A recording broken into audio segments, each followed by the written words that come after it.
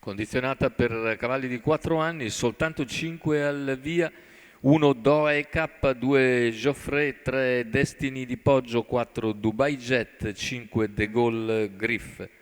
Favori netti per Dubai Jet, numero 4 Antonio Di Nardo in sediolo. Vediamo le fasi di lancio con Dubai Jet e De Gaulle Griff subito alle prese.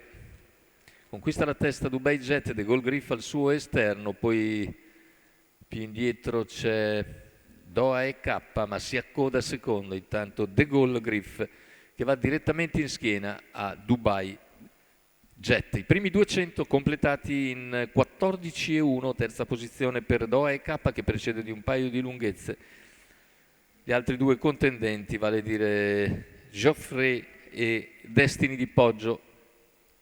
400 iniziali completati dal favorito in 29,3, ha in schiena De Gaulle Griff, Doha e K, Destiny di Poggio, anzi Geoffrey e Destiny di Poggio. Intanto i 600 se ne vanno in 45,5, 16,2 in curva per l'allievo di Michele Raimo, guidato da Antonio Di Nardo. Rimane in seconda posizione appostato De Gaulle Griff e dalla quarta posizione muove Geoffrey.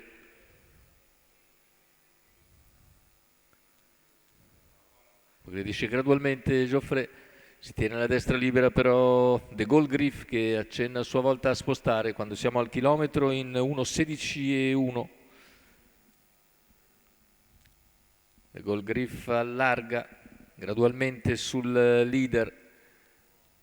Doha e K non tiene il ritmo per il momento sull'allungo, il primo allungo vero 14,4 in questa seconda fase del percorso. È tornato a codarsi anche De Gaulle Griff, che ha perso ora un paio di lunghezze dal leader, che entra nettamente al comando addirittura d'arrivo e